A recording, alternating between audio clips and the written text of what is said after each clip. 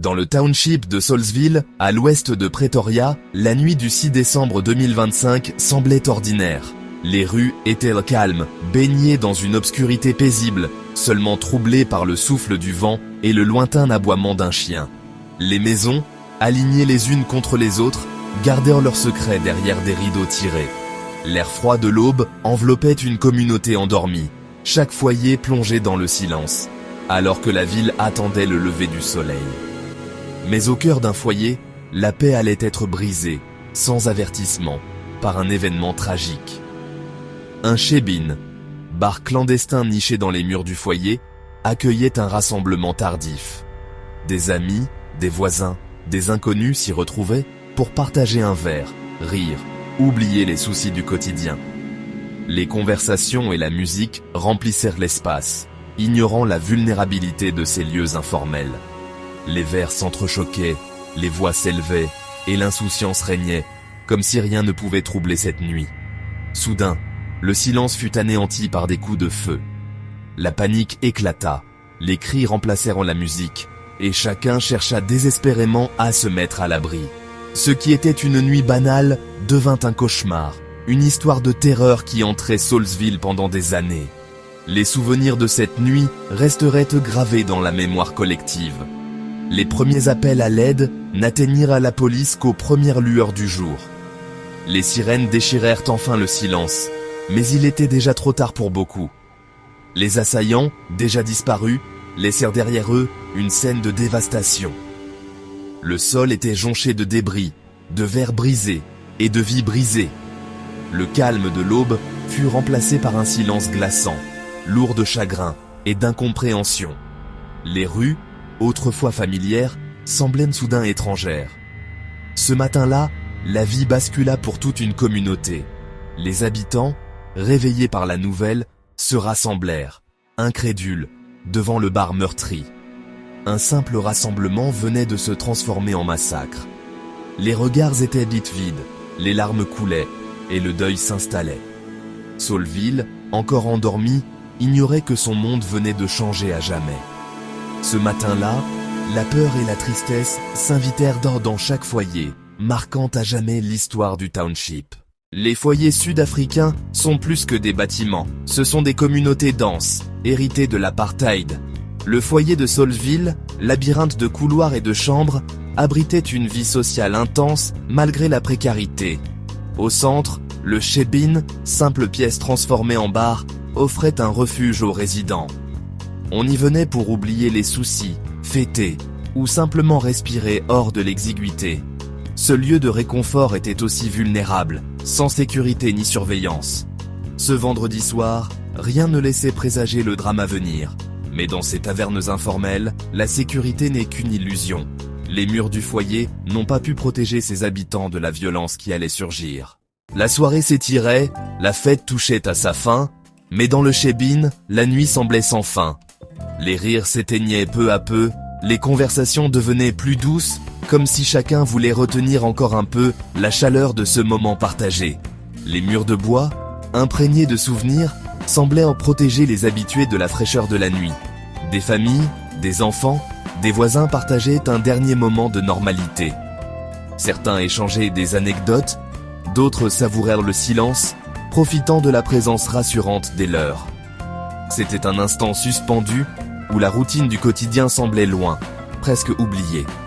Parmi eux, une jeune fille de 16 ans, un garçon de 12 ans, un tout petit de 3 ans. Ils observaient les adultes, curieux, bercés par la musique et la lumière tamisée, inconscients du drame à venir. L'ambiance était détendue. Les conversations coulaient, personne ne soupçonnait le danger. Les regards se croisaient, les sourires s'échangeaient, et l'insouciance flottait dans l'air, comme une promesse de sécurité. À 4h15, l'heure la plus calme, la pièce semblait un cocon. Les derniers clients s'attardaient, savourant la tranquillité, tandis que dehors, la ville dormait encore. Mais la configuration du lieu, son unique entrée, allait se transformer en piège. Aucun avertissement, aucune dispute. La porte, d'ordinaire anodine, deviendrait bientôt le théâtre d'un drame. Les tireurs surgirent, l'attaque fut soudaine, sans provocation. En quelques secondes, la peur envahit la salle, brisant l'illusion de sécurité. En un instant, la musique céda la place à la terreur. Les cris remplacèrent les rires, les verres tombèrent et la fête s'arrêta net. Le passage de la paix à l'horreur fut instantané. Les visages se figeaient, l'incompréhension se lisait dans les yeux, et le chaos s'installait. Pour beaucoup, cette nuit fut la dernière. Les souvenirs heureux de la soirée s'effacèrent déjà, remplacés par la douleur et la perte. La normalité venait de voler en éclats. En quelques minutes, tout avait changé, laissant derrière elle un silence lourd et irréversible. 3 hommes armés, visages cachés, pénétrèrent dans le shebeen. Ils n'étaient ni clients, ni résidents, mais des intrus venus semer la mort. Sans un mot, ils ouvrirent le feu. Le motif restait un mystère. Vol, règlement de compte, représailles, la police ne pouvait que spéculer. La violence était brutale, aléatoire, sans cible précise. Les victimes furent fauchées simplement parce qu'elles étaient là. L'attaque fut rapide, méthodique, implacable. Dans l'espace confiné, il n'y avait nulle part où fuir. Les clients, pris au piège, luttaient pour survivre.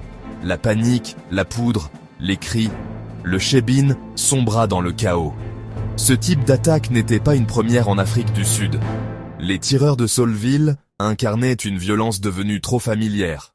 Les premiers coups de feu déchirèrent la pièce, semant la panique.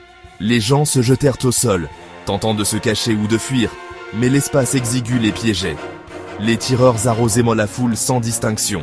Les enfants, comme les adultes, furent pris dans la fusillade. La violence était aveugle, la survie une question de hasard. Certains tentèrent de protéger leurs proches, en vain. En quelques minutes, le shebeen devint une chambre funéraire. Puis, aussi soudainement que cela avait commencé, les tireurs disparurent. Un silence terrifiant s'installa, ponctué par les gémissements des blessés. L'horreur ne faisait que commencer. Quand les tirs cessèrent, la terreur du silence s'installa. Les survivants, figés, n'osèrent bouger, craignant un retour des assaillants. Lentement, des cris étouffés, des appels, des gestes de secours émergèrent. La pièce était méconnaissable, jonchée de corps et de débris. La nouvelle mit du temps à circuler dans le vaste foyer. Ce n'est qu'à l'aube que la police fut alertée. Pendant près de 2 heures, les survivants tentèrent d'aider les blessés, seuls face à la tragédie. Le retard des secours soulignait l'isolement de la communauté. Les preuves furent à se déplacer par nécessité humaine, non par malveillance. À l'arrivée des secours, le traumatisme était déjà profondément ancré. À 6 heures du matin, police et ambulanciers découvrirent l'ampleur du massacre. La scène qui s'offrait à eux dépassait tout ce qu'ils avaient pu imaginer. Les gyrophares illuminaient la façade du shebeen, projetant des ombres inquiétantes sur les murs encore humides de la nuit. L'air était saturé d'alcool et de sang, le sol glissant, les tables renversées. Des éclats de verre jonchèrent le sol, témoignant de la violence soudaine qui s'était abattue sur ce lieu autrefois animé. Les murs résonnaient encore du chaos de la nuit précédente. 10 personnes étaient mortes sur place, dont 3 enfants. Leurs corps, recouverts de draps blancs, gisaient là où la terreur les avait frappés. Le silence pesant n'était brisé que par les murmures des enquêteurs et les sanglots étouffés des premiers témoins. 13 blessés luttaient pour survivre, certains succombant plus tard à l'hôpital. Les secouristes s'affairaient, tentant de sauver ce qui pouvait l'être, alors que l'angoisse se lisait sur chaque visage. Les cris de douleur et les appels à l'aide résonnaient dans la nuit finissante. Le shebeen, jadis lieu de vie, était devenu un cimetière. Les enquêteurs prenèrent des photos, cherchant à reconstituer le fil des événements. Chaque trace, chaque tache, devenait une pièce du puzzle macabre. L'identification des victimes débuta, chaque nom une nouvelle onde de choc. Les familles attendaient, le souffle court, redoutant d'entendre le nom d'un proche. L'angoisse et la tristesse se mêlèrent dans l'air lourd du matin. La communauté, unie dans le deuil, affrontait une perte incommensurable. Les voisins se serraient les uns contre les autres, partageant leur chagrin et leur incompréhension face à l'horreur qui venait de les frapper. Les survivants entamaient un long chemin de guérison, physique et psychologique. Leur regard perdu témoignait du traumatisme vécu, et chacun savait que la route vers la reconstruction serait longue et douloureuse. Le Shebeen, désormais bouclé par la police, était le symbole d'une horreur indicible. Les rubans jaunes interdisèrent l'accès, rappelant à tous la gravité de ce qui s'était produit entre ces murs. Le processus de deuil ne faisait que commencer. Les bougies allumées vacillaient dans la brise matinale, symbole fragile d'espoir et de mémoire pour les disparus. La vie communautaire venait d'être brisée. Les rues, d'ordinaire animées, étaient là plongées dans un silence pesant, comme si le village tout entier retenait son souffle. Le soleil se levait sur une tragédie qui marquerait Saulville à jamais, laissant derrière lui des cicatrices profondes et une communauté à jamais changée. L'enquête débuta aussitôt, la police scientifique cherchant des indices dans le chaos. Chaque douille, chaque trace pouvait mener au tueur. Mais le mobile restait insaisissable, rien n'avait été volé, seules des vies avaient été prises. La police lança un appel à témoins, mais la peur et la méfiance compliquèrent la tâche. Les tueurs s'étaient volatilisés, laissant une communauté paralysée. Les Shebeen, cibles fréquentes de violence, étaient au cœur d'un problème plus vaste. Malgré les fermetures et arrestations, ces bars informels persistaient, reflet d'une réalité sociale profonde. La traque des tueurs devenait aussi une lutte contre un fléau national. La fusillade de Saulsville bouleversa toute l'Afrique du Sud. 12 morts, dont 3 enfants, derrière chaque chiffre, une vie brisée. La nation partagea le deuil, mais pour la communauté, les cicatrices sont indélébiles. Le Shebeen, autrefois animé, est désormais hanté par l'absence.